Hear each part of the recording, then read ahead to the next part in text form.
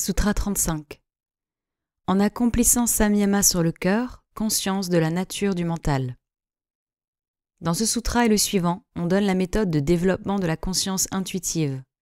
Comme celle-ci transcende la conscience mentale, le premier pas est d'acquérir une connaissance véritable concernant la nature du mental et de savoir comment elle modifie la pure conscience, c'est-à-dire la conscience du Purusha. Cette conscience est obtenue en accomplissant samyama sur le cœur. Qu'entend-on par le cœur? Du côté de la forme, le Jivatma est constitué d'un ensemble de véhicules concentriques composés de matières de divers degrés de subtilité, tout comme le logos solaire, du côté formel, est constitué d'une série de plans concentriques irradiés par sa conscience.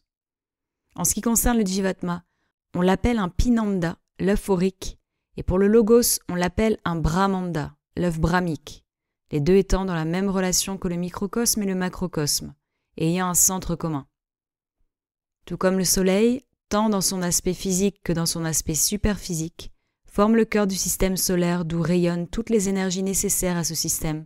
De la même façon, c'est le centre commun de tous les véhicules du Jivatma qui leur confère l'énergie que la littérature occulte et mystique appelle le cœur.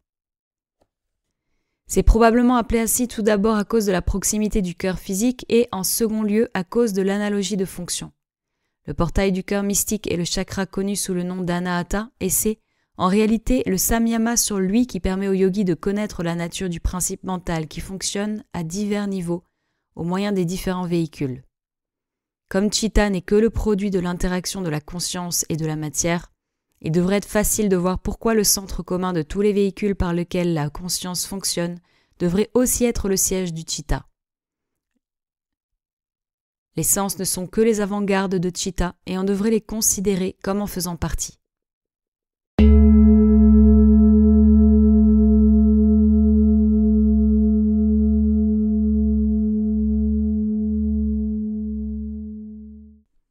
Sutra 36. L'expérience est le résultat de l'inaptitude à distinguer le Purusha du Sattva, bien qu'il soit absolument distinct. La connaissance du Purusha résulte du samyama sur l'intérêt pour le soi du Purusha à l'exclusion de l'intérêt d'un autre, de Prakriti. C'est un des sutras que beaucoup d'étudiants trouvent difficile à comprendre. Cela est dû au fait qu'il implique quelques doctrines fondamentales de la philosophie Samkhya, sur lesquelles nos idées ne sont pas tout à fait claires. Si nous clarifions d'abord ces idées, la signification du sutra deviendra beaucoup plus lumineuse. Quoique les Yoga Sutras passent généralement pour être entièrement fondés sur le Samkhya, c'est sur la base à la fois de Samkhya et des doctrines védantiques qu'on les comprend le mieux, et il n'y a réellement aucune justification à l'exclusion arbitraire des doctrines védantiques lorsqu'on discute les problèmes du yoga supérieur. La première idée qu'il faut essayer de saisir est que le Purusha est un centre de l'ultime réalité, Brahman, et transcende la manifestation et ses limitations. Sa descente dans la manifestation par une association avec Prakriti ne modifie pas cette nature transcendante, bien qu'elle change Prakriti au moyen de laquelle sa triple nature s'exprime en Satchidananda. Cette triple nature est réfléchie dans les trois gunas, et le diagramme suivant représente les correspondances entre les aspects de la conscience et les gunas. Ce diagramme montre que le principe de cognition de la terminologie védantique inclus dans Ananda correspond à la guna sattva. C'est parce que l'objet du yoga est la soi-réalisation ou l'obtention d'une connaissance de notre véritable nature que la guna sattva joue un rôle aussi important dans l'exposition de ces doctrines. Quand la conscience du Purusha se manifeste dans le domaine de Prakriti, elle apparaît comme la connaissance du non-soi et cette connaissance s'exprimant par l'action de la guna sattva est appelée buddhi. Il y a toujours quelques confusions causées par l'emploi même du mot conscience, à la fois pour la conscience transcendante du Purusha, qui est au-dessus du domaine de Prakriti, et sa réflexion comme connaissance à l'intérieur du domaine de Prakriti. En employant le mot conscience dans son sens ordinaire, c'est toujours cette dernière signification qui est valable, mais il n'y a réellement aucun mot occidental qui corresponde à la conscience transcendante du Purusha, dont la conscience de la psychologie moderne n'est qu'une manifestation partielle et limitée. Le mot employé en sanskrit pour la pure conscience transcendante du Purusha est Chitti Shakti, ou plus généralement Chaitanya, tandis que la conscience conditionnée est généralement appelée Samvit. Quand la pure conscience du Purusha est associée à Prakriti, elle est de plus en plus conditionnée dans sa descente, plan par plan, ces divers degrés de conditionnement étant représentés par les 4 étapes des gunas. On devrait donc bien se rappeler que le Samkhya se fonde sur la transcendance absolue du Purusha. D'après lui, le Purusha ne descend pas en Prakriti, mais est seulement associé à Prakriti d'une manière non définie. La simple proximité du Purusha amène des changements en Prakriti, l'un d'eux étant le développement de la conscience conditionnée. C'est parce que le Purusha est toujours tout à fait séparé et distinct de Prakriti que tous les phénomènes de conscience ou de perception sont considérés comme purement prakritiques, basés sur la guna sattva. Pour toute fin pratique, le mot sattva tel qu'il est employé dans le présent contexte peut être pris comme le principe de perception consciente s'exprimant au moyen de la faculté de buddhi. Le Purusha en reste tout à fait séparé, quoique sa présence stimule la perception consciente au moyen de buddhi. Cette perception consciente devient de plus en plus vive et stimule plus parfaitement la conscience du Purusha, telle qu'elle s'exprime par les étapes de plus en plus subtiles des gunas. Mais il ne peut y avoir rien de commun entre les deux, car l'une est un pur produit de Prakriti, tandis que l'autre transcende tout à fait Prakriti. Les deux sont tout à fait distinctes. La deuxième idée qu'il faut saisir dans ce sutra concerne la nature de l'expérience. Puisque le Purusha transcende tout à fait Prakriti et que l'expérience est toujours dans le domaine de Prakriti, le Purusha ne peut pas être celui qui fait ou subit l'expérience. Il y a expérience lorsque, par avidya, il y a non-distinction ou identification entre le Purusha et la conscience conditionnée, qui est appelée sattva dans ce sutra. Même dans la vie ordinaire, on constate que plus nous nous identifions à notre mental et à son contenu, que nous nous laissons prendre en eux, plus grand est l'attrait à la vie, alors que le détachement enlève l'attrait des expériences et les transforme en simple perception. Plus grand est le détachement, ou vairagya par discernement, plus parfaite est la transformation de bhoga, ou expérience, en simple perception consciente. Un jivan mukta est aussi conscient que l'homme ordinaire lorsqu'il fonctionne au moyen d'un véhicule, mais comme manque l'élément d'identification, il n'y a pas de bhoga, ou expérience pleine d'attrait. Ce désengagement graduel de la pure conscience du pratyaya, qui est produit par le contact avec un véhicule, est produit par viveka et vairagya, et conduit à kaivalya lorsqu'il est complet. Kaivalya est-il donc un état complètement dépourvu de bonheur? Est-ce une existence parfaitement décolorée, où il n'y a rien qui compense la perte des joies et des bonheurs que nous pouvons ressentir dans la vie ordinaire? C'est une erreur qui trouble souvent ceux qui n'ont fait de ces sujets qu'une étude superficielle, et c'est souvent la cause de la répulsion parfois ressentie vis-à-vis de l'idéal yogique de libération. Pour écarter cette erreur, il suffit de demander quelle est la source du bonheur illusoire ressenti dans les expériences joyeuses de notre vie ordinaire et des expériences pleines de bonheur de la vie supérieure. C'est bien sûr le soi, dont la nature même est béatitude. L'expérience extérieure n'est qu'une cause de stimulation. C'est la réponse de l'intérieur, la source de félicité, qui produit ces reflets atténués que nous ressentons comme joie et plaisir dans la vie inférieure. En abandonnant les joies et les plaisirs de la vie inférieure, nous ne quittons que la méthode indirecte, faible et incertaine d'obtenir le bonheur vrai, pour la méthode directe. Nous lâchons notre emprise sur l'apparence afin de saisir la substance. Au lieu d'essayer en vain d'obtenir des expériences agréables, nous devenons la félicité elle-même. Comme la pure conscience du Purusha est en réalité complètement séparée et pourtant paraît indiscernable de la perception dans le domaine de Prakriti, la question se pose de séparer les deux afin d'obtenir la connaissance du Purusha. La méthode prescrite dans ce sutra est le samyama sur la distinction entre le but caché derrière le pratyaya et le but du Purusha lui-même. Le pratyaya est pour un autre. C'est un produit de Prakriti qui, selon le Samkhya, agit seulement et toujours pour le Purusha. La conscience du Purusha est pour le Purusha lui-même. Elle n'a pas d'autre motif ou but ultérieur, le Purusha étant éternel, sans changement et soit suffisant.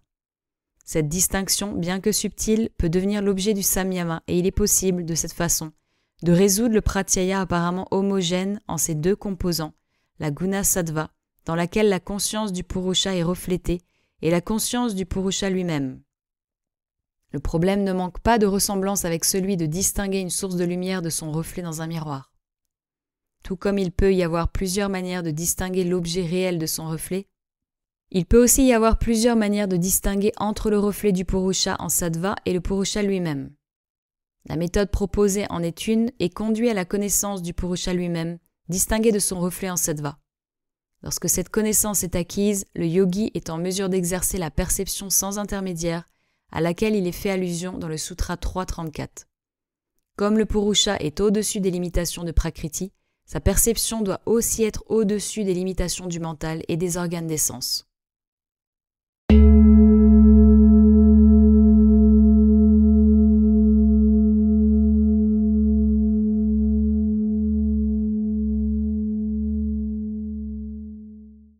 Sutra 37. De là sont produits l'ouïe, le toucher, la vue, le goût et l'odorat intuitif. Puisque la perception intuitive transcende le mental et que les organes des sens sont réellement les avant-postes du mental, il ne devrait pas être difficile de comprendre d'une façon générale comment les organes sensoriels sont mis de côté dans l'exercice de la perception intuitive.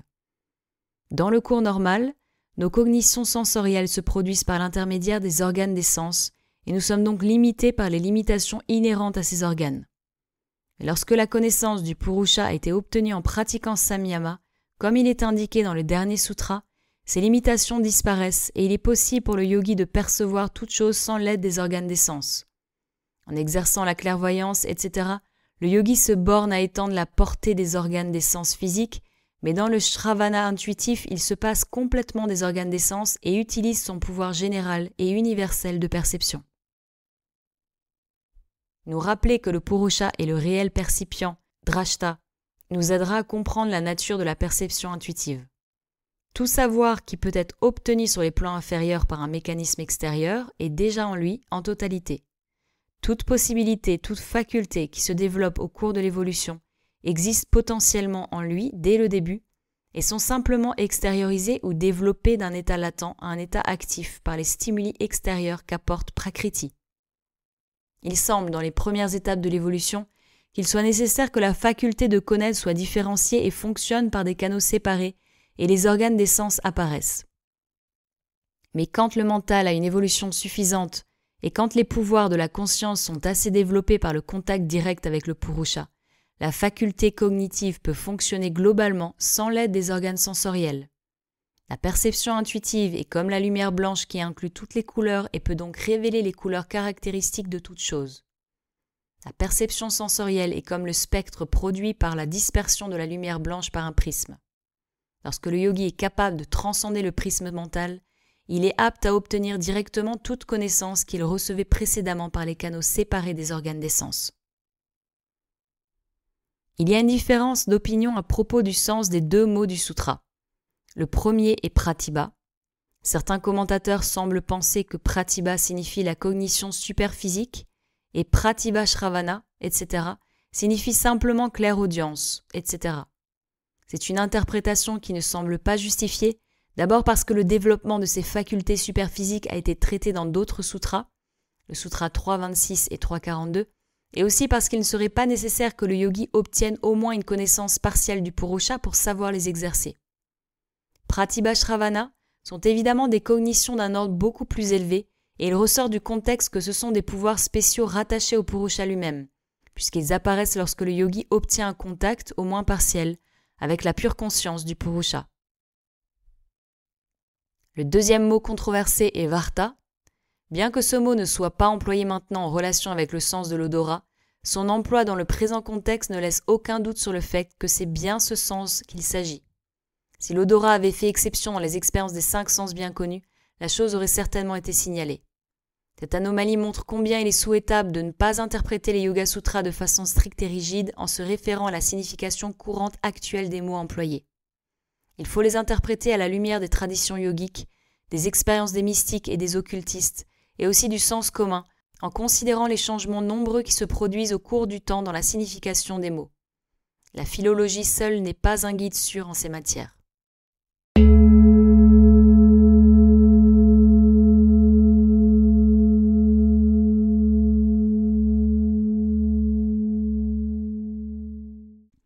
Sutra 38. Ils sont des obstacles sur la voie du samadhi et des pouvoirs quand le mental est tourné vers le dehors. Les divers siddhis qui ont été décrits dans la section 3 seront donc des obstacles quand le yogi plongera dans les couches les plus profondes de sa conscience, parce qu'ils tendent à attirer la conscience vers le dehors.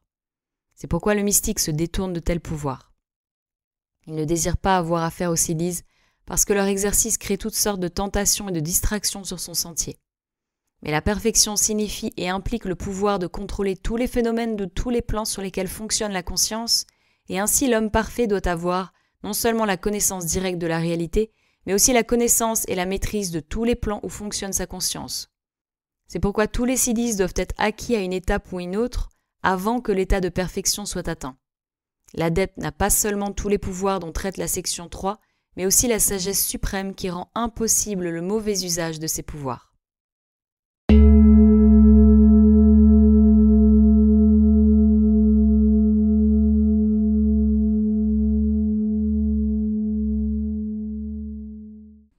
Sutra 39.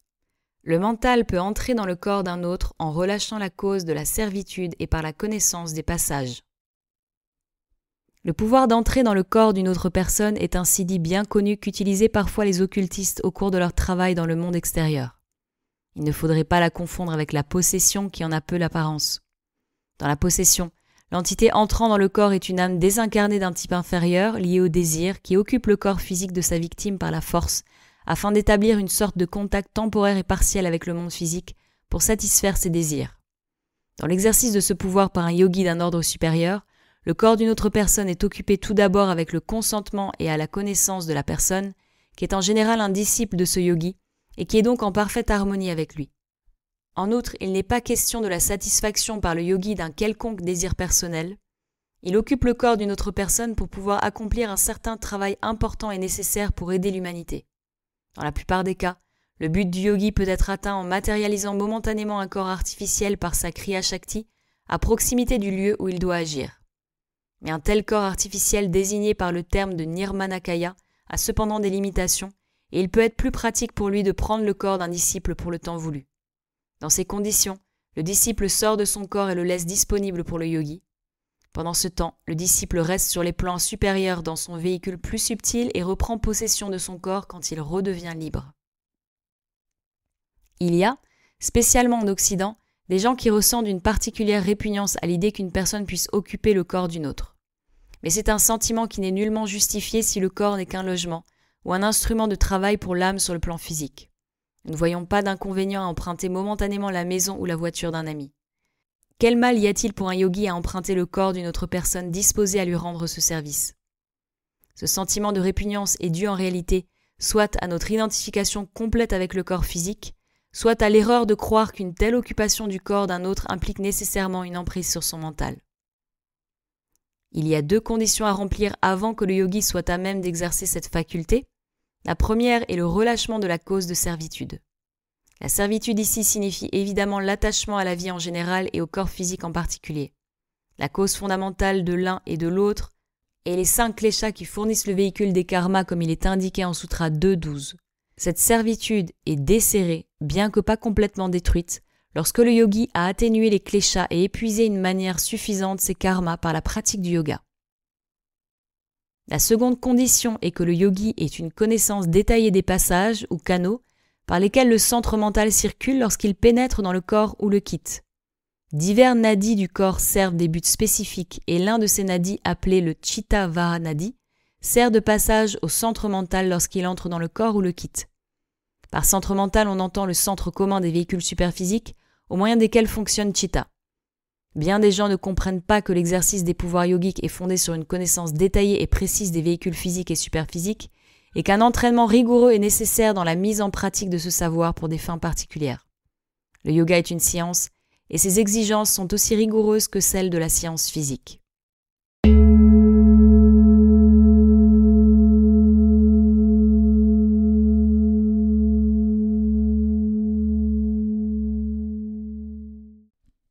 Sutra 40. Par la maîtrise sur Udana, la lévitation et le non-contact avec l'eau, la fange, les épines, etc. Il y a 5 sortes de prana à l'œuvre dans le pranayama kosha: prana, apana, samana, udana et vyana. Chacun d'eux a une fonction spécialisée à accomplir dans la préservation du corps, et le contrôle acquis sur une de ces sortes donne à la volonté du yogi la possibilité de régler la fonction correspondante. Udana est évidemment rattaché à l'attraction gravitationnelle de la Terre sur le corps et, par le contrôle de ce prana particulier, il est possible de neutraliser cette attraction.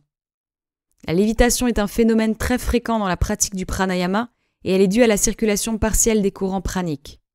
Si le yogi peut neutraliser l'attraction de la pesanteur terrestre et faire flotter son corps au niveau qu'il choisit, il peut facilement éviter le contact avec l'eau, la fange, les épines, etc.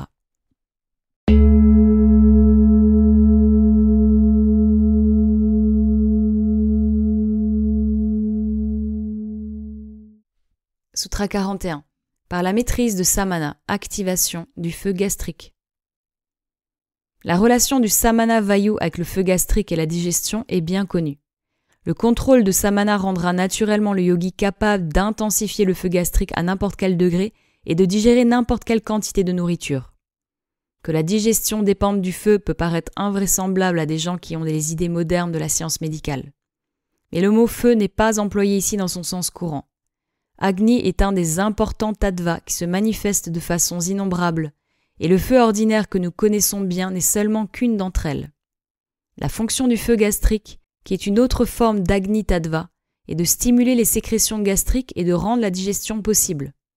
La science yogique ne contredit donc pas l'effet de la science médicale. Elle se borne à avoir une vue plus détaillée de ces processus naturels et englobe aussi dans son domaine les forces et les causes plus subtiles qui sont au travail derrière eux. L'interprétation de Jvalanam en tant qu'éclat lumineux ne semble pas correcte. Tout d'abord, personne n'a jamais entendu parler de yogi dans une condition lumineuse, et même si on en trouvait un qui y soit, cela ne pourrait guère être le résultat de l'exercice délibéré d'un siddhi. Le halo traditionnel de lumière qu'on voit autour de la tête d'êtres spirituels hautement évolués est dû à la luminosité de leur aura superphysique et n'est pas un phénomène physique.